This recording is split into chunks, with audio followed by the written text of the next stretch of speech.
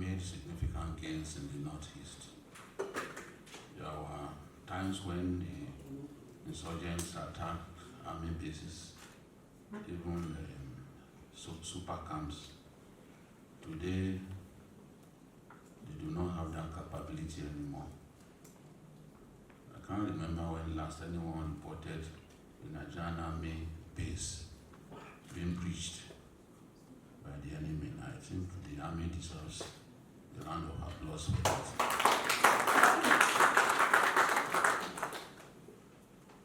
But some days back, in Gwoza, suicide bombers descended on the community like paratroopers and took the lives of our people. And Nigerians were jolted. They weren't expecting that. The international community is worried that perhaps these fellows have recruited so many people to now begin a different form of insurgency, to take the lives of our people using women. My question is, from the reports that you've received, what happened along the line? Did we drop the ball? How come we were not able, through intelligence gathering, to discover that this was on the way? Then, the Mandara Mountains have been some form of habitation for insurgents for many years. The other side of it is Cameroon. And Gwoza and other terrorists live there. When are we going to extend the clearance operations that we've done so many times to the Mandara Mountains, where these guys are suspected to have their camps? The conduct of offensive and other forms of operations by the troops deployed in the Northeast Theater is still ongoing. And like you mentioned, we have made significant gains beyond having our defensive localities and other positions held in strength that they are not easily breached by the adversary. We have also taken the battle to the Boko Haram, Islamic State, West African province, insurgents in their enclaves. We just concluded another round of a major offensive, the dry season offensive, like we tagged them, Operation Desert Sanity 3, Lake Sanity 2, and Mountain Sanity 2. And during this operation, we made inroads into the Timbuktu Triangle, where the troops recovered equipment, including mine resistance ambush protected vehicles, artillery pieces, and other high caliber weapons that were carted away many years ago, not only from Nigeria, but from our international partners. We also made significant gains in the Sambisa forest and even in the Lake Chad Basin, the southern Lake Chad Basin around Kerenowa, Chikingudu, Arena Oje, and they were extending up to Kangaroo in the north. Deriving from the successes we recorded from these offensives that we conducted, and leaning on our understanding of the tactics, techniques, and procedure of Boko Haram in the past, we know that anytime they are on the back foot and they are under immense pressure, they always react in different ways. And one of the ways that they do react is to send out suicide bombers. These forms of tactics were aptly displayed by the terrorists in 2015, 2016, 2017, 2018, 2019. Following our major offensive, D-Punch 1, D-Punch 2, Amni Fakat, name it, all the major offensives that we have conducted in the Northeast Theater has always engendered some forms of reaction by the terrorists. And so, following our just concluded dry season offensive, we were expecting the terrorists to behave in some form of way similar to what they have exhibited in the past. And we also got intelligence that they prepared over 15 female suicide bombers from all around their camps. What we experienced in Gwoza is just a one-off thing. And I want to assure Nigerians that the troops are on top of the game. The intelligence we got was that 15 suicide bombers were sent into Gwoza. 3 of them succeeded in detonating the suicide bombs.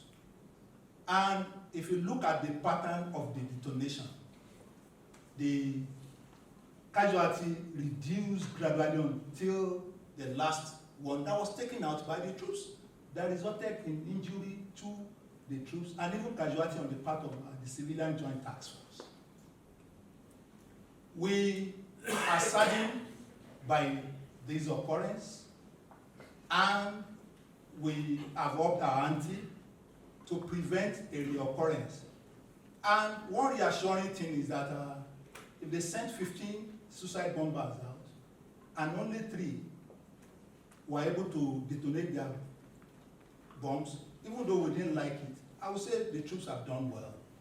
And so what we are doing is to project offensive into their enclaves to prevent them from engaging in the production of these suicide vests and other forms of improvised explosive devices. We are also working with the intelligence community to ensure that the troops are one step ahead of the insurgents, such that before they even get into the community, we will have averted this kind of dastardly act that happened in Gwoza. But in rounding up, I listened to a commentary on one of the news channels some days back, and the commentator mentioned the fact that it seems that the whole of the society has let off its guard. Gone are the days when metal detectors used to be the hinting at entrances into places where you have large gathering of people. And so I will also appeal that as the troops are raising the bar, there's a need for every stakeholders in our society to also raise the bar so that collectively we can prevent these bad guys from inflicting casualties on innocent civilians. We need to bring back the culture of using angle scanners and other forms of detection to prevent the suicide bombers and other criminal elements from infiltrating our communities at will. What are the measures you are going to put in place to ensure it stops and the army is concerned with just matters that concern internal security or national security? Looking at the Nigerian army as a primary constitutional role of safeguarding the nation against external aggression. But we also have a secondary role, that is acting in aid of civil authority for maintenance of law and order, for restoration of law and order where there's a breakdown. I mentioned during my interaction on Channels TV that we have troops deployed in almost all the states of the Federation. I think it's only in Osun State that we do not have troops patrolling the streets. We have them in the FCT, inclusive. And even in Osun State, where we do not have troops patrolling the streets, we have them deployed in forward operational bases. The whole essence is that the troops should be positioned close to identify flashpoints so that they can react in the event of emergency. When you have troops deployed in the population domain, like I would target, there are bound to be misunderstanding, face-off, because of differences between the military and our civilian friends. But what we have done in response to reports that we have received is that we have investigated all cases, sometimes in conjunction with reputable organizations like the ICRC, like the National Human Rights Commission. We have opened ourselves as an army to scrutiny. When there's any report on our troops, we conduct inquiry. Beyond that, we have a toll-free line, the Nigerian Army Emergency Response Line 193, that any Nigerian can call in and report any soldier on the street. We have also continued with enlightening our troops, educating them.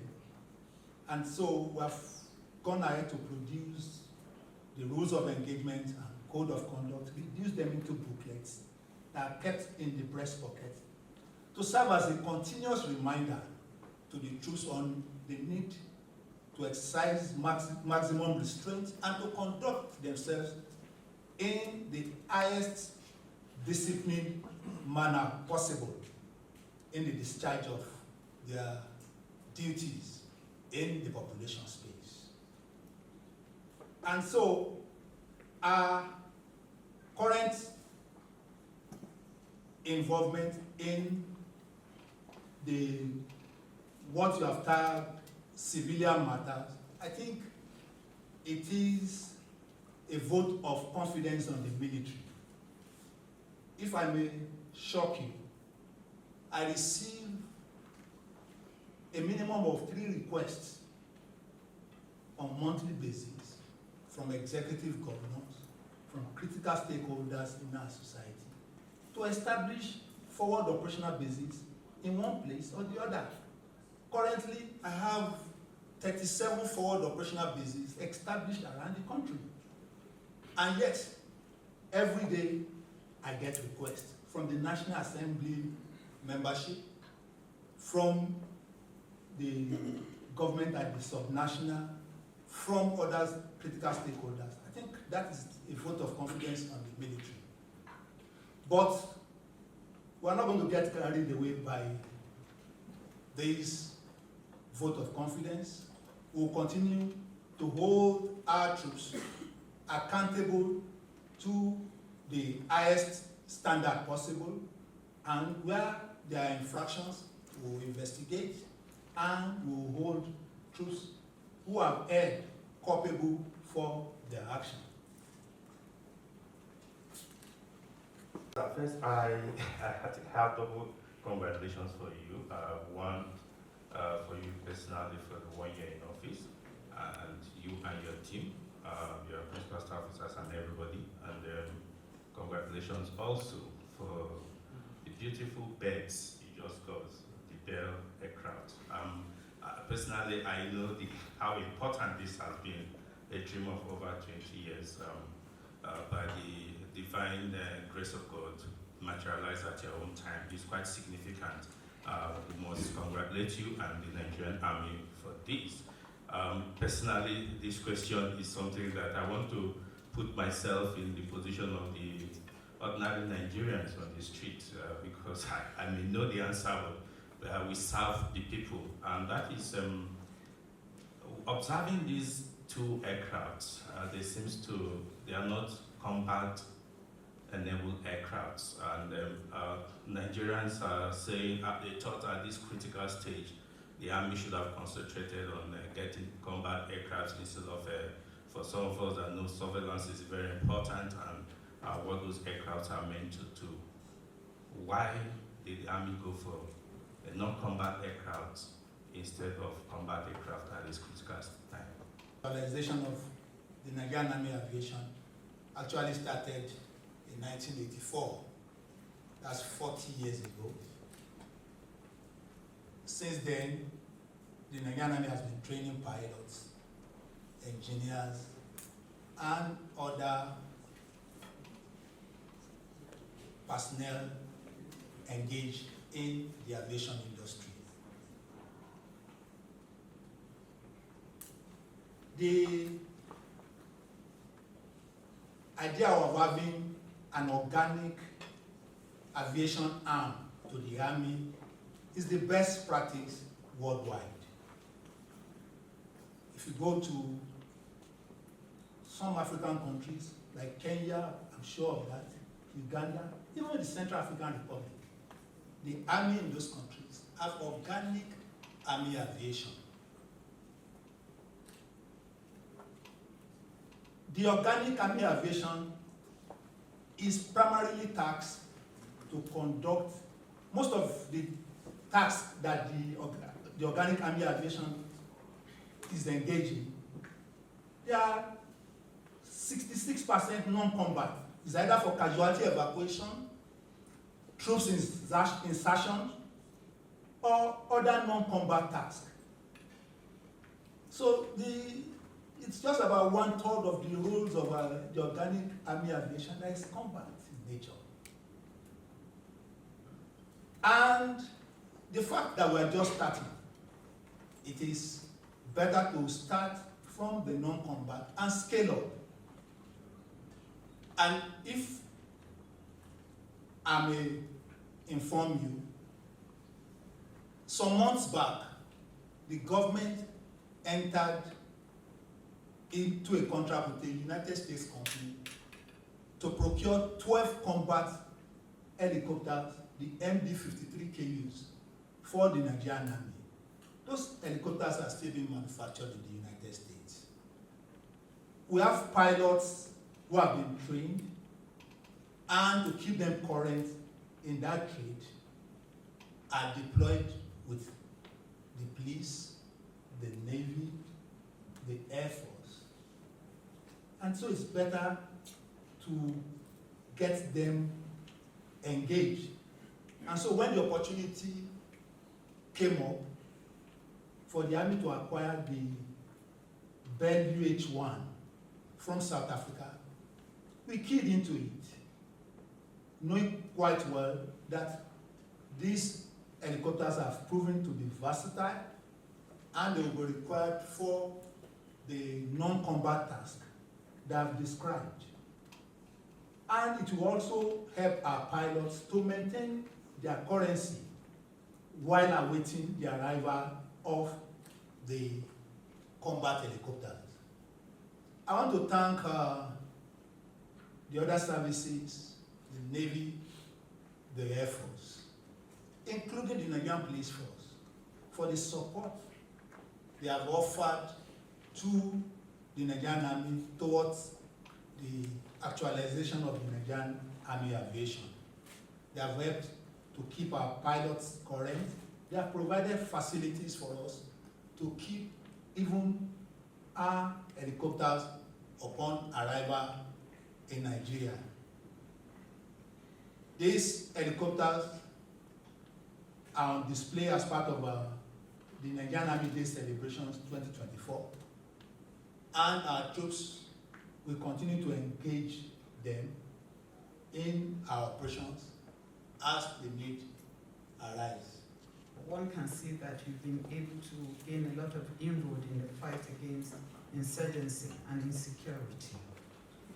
But sir, I would like to ask, how is the Nigerian Army working to protect and ensure human rights and protect civilians in conflict areas? Like recently in or Swihitokwa, the Ekututu axis, people allege that there were a lot of civilian casualties, innocent civilians.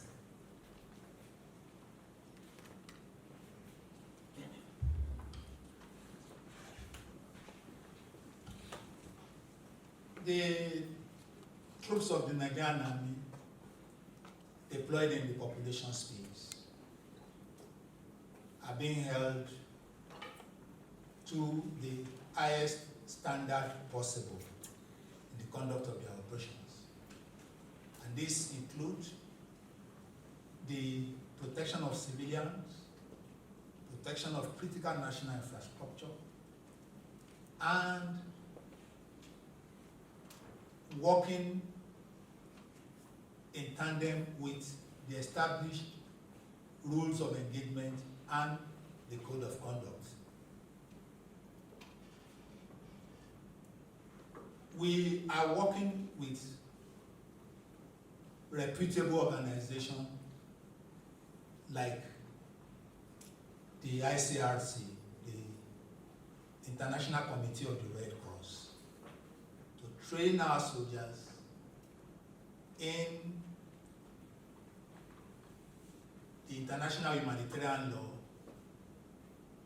human rights, and other laws that are applicable in the protection of civilians. The Olu incident that you refer to has not been brought to the attention of the army headquarters. And whenever we get that report, we will investigate to unravel what actually happened. We'll sit down with relevant stakeholders, and following our investigation, we'll take appropriate action against anyone that is found culpable. My assurance to Nigerians is that the troops of Nigerian army, they are their brothers, they are their sons, they are their daughters, and they are working in challenging operating environment to ensure there's peace and security for law-abiding citizens. So I appeal that they continue to support these troops with information in whatever way possible. And if these troops are found to be on the wrong side of the law, Nigerians should not hesitate to inform us. The Army toll-free line is open. Nigerians should call in. We will investigate every report and take appropriate action. Thank you, the Chief of Army Staff. Working in a very difficult environment, and the war that the Nigerian Army by station forces confronting is the war among the people, where the enemy is a friend, is a next day neighbor, he commits crime, and enter to people. So sometimes it's even difficult for the Nigerian Army. You have defended a number. I'm just putting this in context so that you understand that even the civilian population understand that it's a war that the enemy is not in uniform. It's the one who commits crime, run into community, and you still expect the same Nigerian Army or the Nigerian forces to be able to fish that one out. And when something is done, if somebody may be a criminal, but pretend to be among the people. So I just want to add to what the Chief of Army Staff said, that we must be able, even as people of community, distinguish between those who are criminal elements in our society and those who are real people, so that there shouldn't be wrong accusation on the Nigerian Army. Thank you. Sister Ndaje, please allow me to interject at this point. Our troops deployed in the field do not go out to target innocent civilians. They exercise restraint, and that is why you have these accusations flying all over the place of troops taking side, troops not measuring up. we are guided by the rules of engagements and the code of conduct. And like the people engaged in the law profession say, it is better for 99 accused persons to go scot-free than to have one innocent man being jailed for nothing. And so, when our troops cannot positively identify a criminal element from a law-abiding citizen, they just allow the situation to slide because we avoid collateral damage as much as possible. So we don't go out there targeting innocent civilians. If there is a mistake in the conduct of the troops, like it happened in Tudumbiri, we come out and admit to our error. I went to Tudumbiri and I apologized before the community on the error committed by the troops. So that is our usual practice and we will sustain that.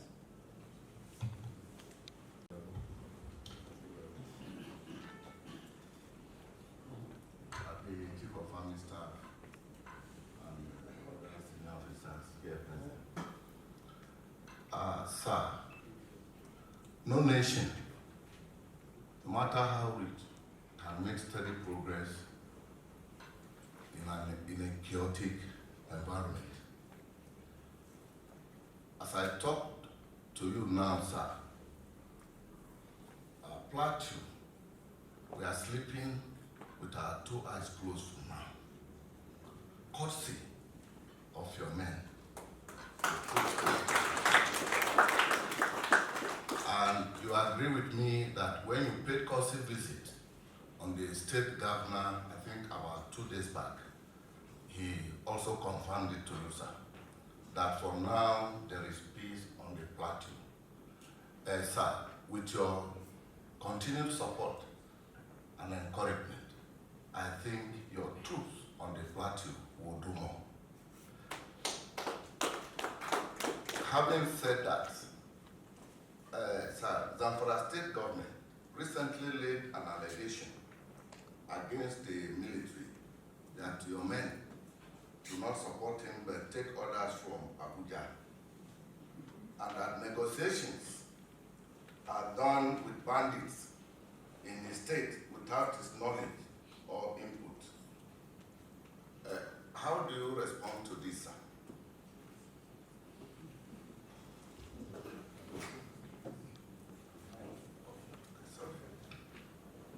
Thank you very much. Constitution does not vest the power to deploy the military state governor. If you check through our constitution, defense and security is in the exclusive list. And so it's only the president, commander-in-chief, that can deploy the military. Having said that, the Nigerian Army, we continue to work with the government at the national and the subnational level. We have been working with all state governments, including the governor of Zamfara State. I've visited Zamfara on 2 occasions since my assumption of office. The first time, I interacted personally with the governor. And the second time I visited, it was in Saudi Arabia performing the lesser Hajj. So we interacted via telephone. The allegation coming from the governor that the troops do not respond to his order, I think it didn't come out clearly, or it was misunderstood. I do not know who in Abuja the governor was referring to. On the issue of negotiation with bandits, negotiation with non-state actors is never in the remit of the military. It is a political decision. And I'm very sure, I can vouch for that Governor Lawal did not accuse the military of negotiating with the bandits, because we are not engaged in that. When this allegation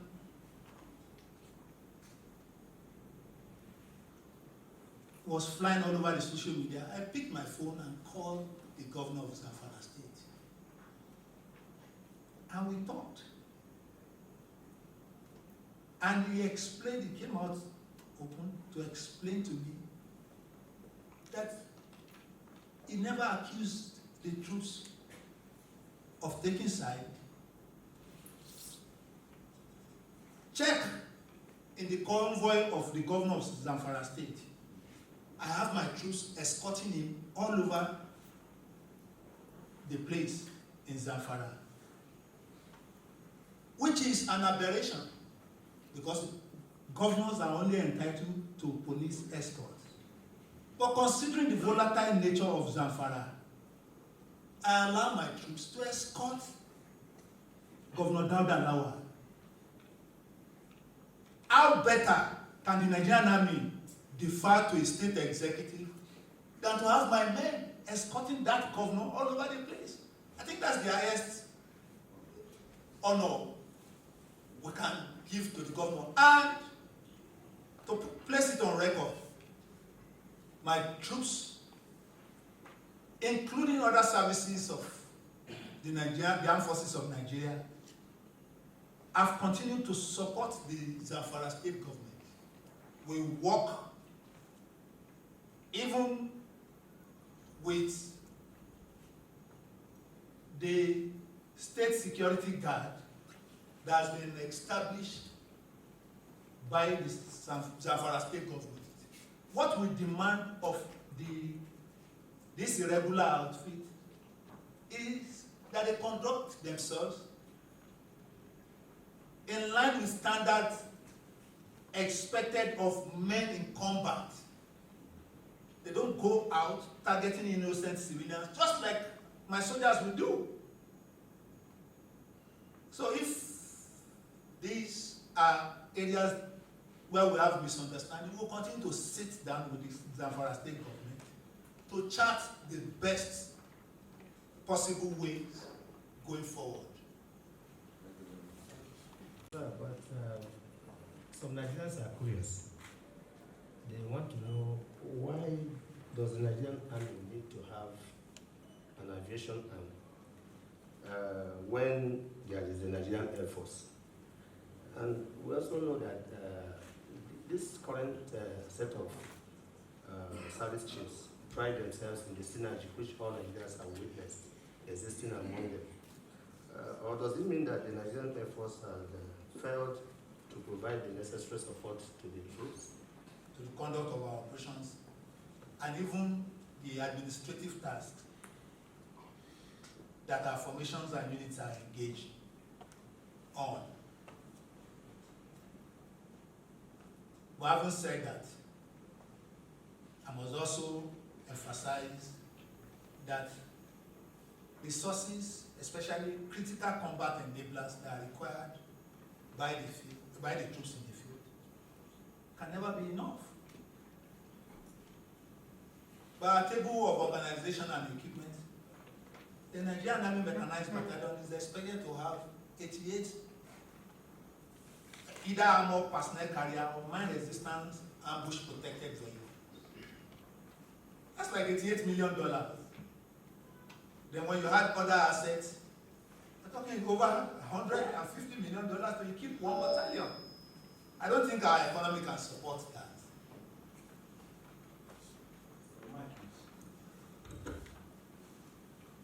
The challenge of inadequacy of critical combat enablers that we face in the army cut across all the services of the armed forces of Nigeria, other security agencies, even government ministries, departments, and agencies. So the operationalization of the Nigerian Army Aviation is a win-win for both the Nigerian Army and the Nigerian Air Force. I want to state that the Nigerian Army is not in competition with the Nigerian Air Force. What we are out for is to complement the support that the Nigerian Air Force offer to our troops in the field. So we are here for the Nigerian Army Day celebration. Our pilots have been flying all over the place in Jos for the past 3 days. That pressure is off the Air Force. They can be engaged on other critical tasks, more critical tasks. We have also leaned on the expertise and the support of the Nigerian Police Force to conduct operations in the field. In December, December 2023, when the crisis in Mangu, Bokos, and some other local government areas in Plateau, we had to lean on the Nigerian Police Force to deploy their helicopter. When we were chasing those bandits that kidnapped students from the Conference University in Kogi State, we leaned on the Nigerian Police Force. But this do not come into the public space to explain to Nigerians. But wherever we get these assets, sometimes we go to oil companies, we go to Julius Baja, begging for air platforms. And so if we have this organic to the Nigerian Army, I think it will be a boost to our operations in the field. And that is what this Nigerian Army Aviation will be. We are not in support, we are not in competition with the Nigerian Air Force. Rather, we are complementing what they are doing. Several people come on our station up until this morning, especially after that unfortunate suicide bombing attack, claiming that in fact they said 80% of Gwoza area is still under the occupation of Boko Haram fighters. They listed Amuda, Aboko, Atagara, Barawa, Chikide, Shinene, Gava, Kuhum, Agapalawa, saying these areas are including members from the National Assembly. So could you shed light on this for us, sir? Thank you, Mr. Chamberlain. And plot all these settlements that you have mentioned. Chinene, Agapaluwa, and Baghdad. You will discover that all of them are on the Mandara Mountains. In 2014, in early 2015, before we captured Gwoza, the main battle was in Polka.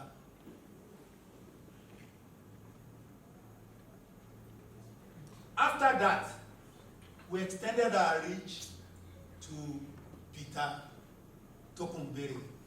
I was joking with my field commanders and principal staff officers some few days ago that the popular saying, I hear that from my troops in the trenches, Peter was bitter. It was bitter because the control of Peter was changing hands from the insurgents to the government forces, like playing chess game. But it has been properly stabilized. And I told them that if bitter used to be bitter, today bitter is sweet. IDPs have returned back to bitter. They have returned back to other communities around Gwoza. we are doing with the support of the Borno state government and other critical stakeholders is to find out the last round of offensive that we conducted, the Mountain Sanity 2, was focused on the Mandara Mountain. And we worked with our international partners, the Cameroonians, on the eastern side of the border to clear Agapalua, Chinene. But knowing the terrain in that general area, it's very challenging, and the weather has not been in our favor. After that round of offensive, we've had combatants, including the second in command to Ali Gwoza, descend the hills to surrender to own troops with his arms and ammunition. Yesterday I had a combatant from the Mandara Mountain come down to surrender to our troops. Not one, nine males, several females, and children surrender to our troops. 2 AK-47 rifles and other ammunition was surrendered to troops from these places you have mentioned.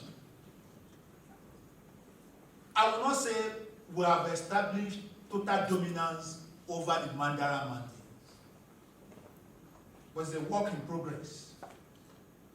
And our troops will continue to do that until every inch of ground is liberated and we have a handshake with the Cameroonians on the other side of the border. So be rest assured that a little while from now, we will clear every community, every forest where we still have footprints of the insurgents and make those communities safe for the inhabitants to return and engage in lawful businesses. A success story in the last 1 year will remain the breakthrough in the payment of the Group A insurance policy to families of deceased personnel. Now, how do you feel about this feat? And then, as it is with most achievements like this, you're also going to have quarrels by family members with respect to who is going to collect what, particularly in instances where the spouses are not the next of kin. How will you handle crises like this one? Because of course it's good to execute the mandate of getting them paid. But they also want to be sure that they pay to the right people. We expect this kind of problems to come up. What are the plans to make sure that they don't become bottlenecks? To the families of our deceased personnel under the group life assurance policy, it's a great fulfillment to me as the chief of army staff.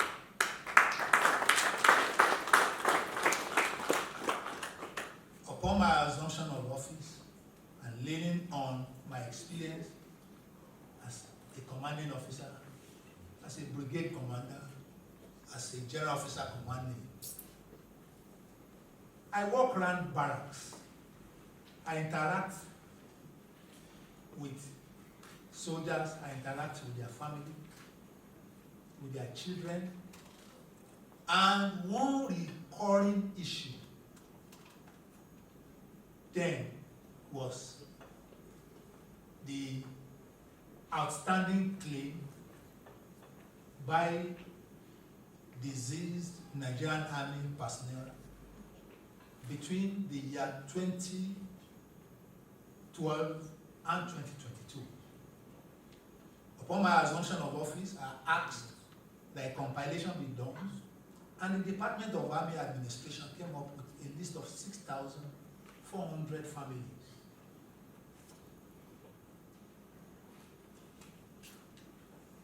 And because the government has outstanding payments to these families, we cannot ask them to vacate our barracks.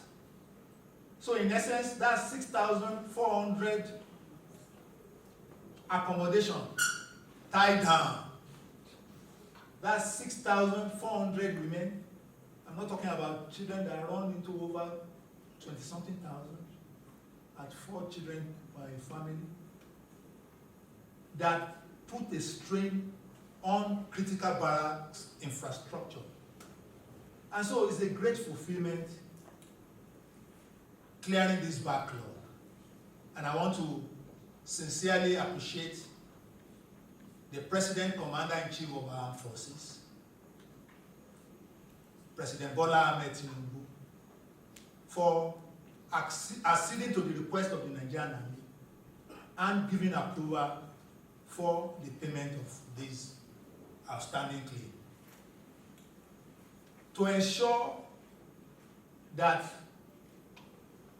this claim is given to the rightful next of kin and others who are entitled to such claim, I directed that the Department of Army Administration work with the Nigerian Army Finance Corps and other army departments and establishments that keep records.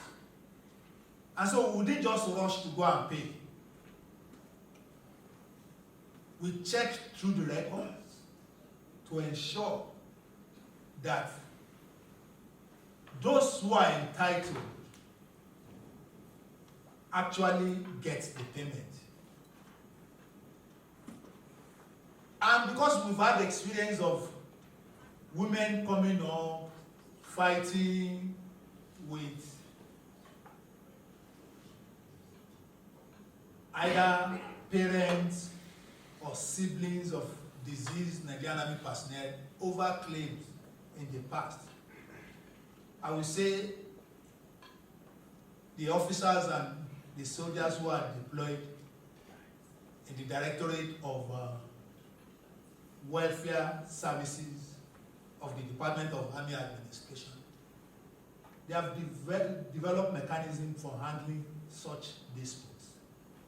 And so they will lean on this experience if such should come up and handle this payment seamlessly. Since we commenced the payment, we have had no quarrel, we've had no complaint. I've not received anonymous text from families of our deceased personnel or petition, thank you.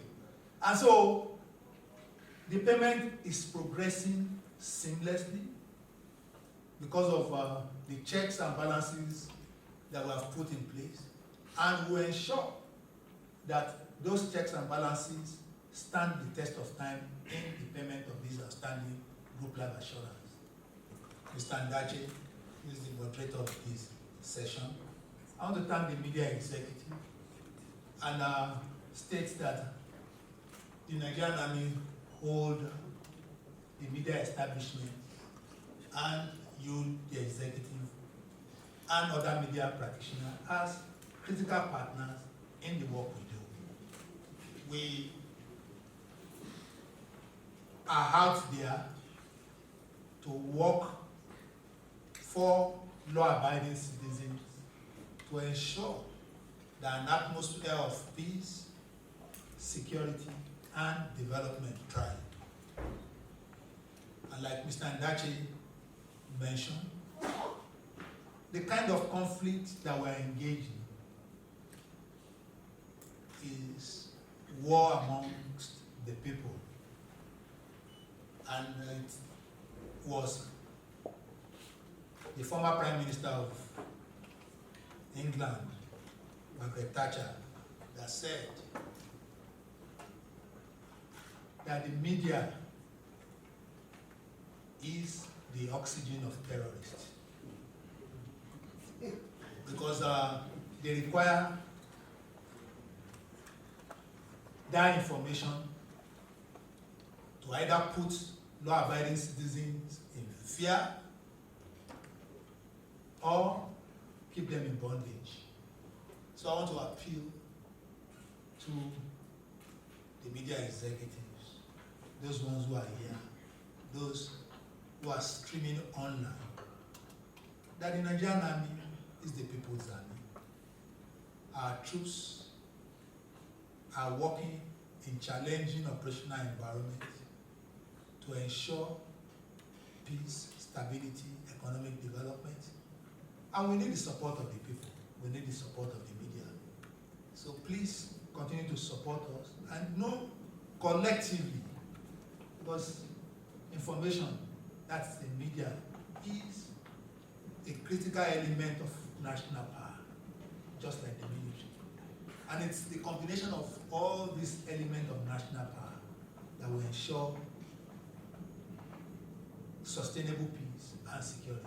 So I welcome you to NASEL 2024 and solicit for your continued support to our activities. Thank you very much.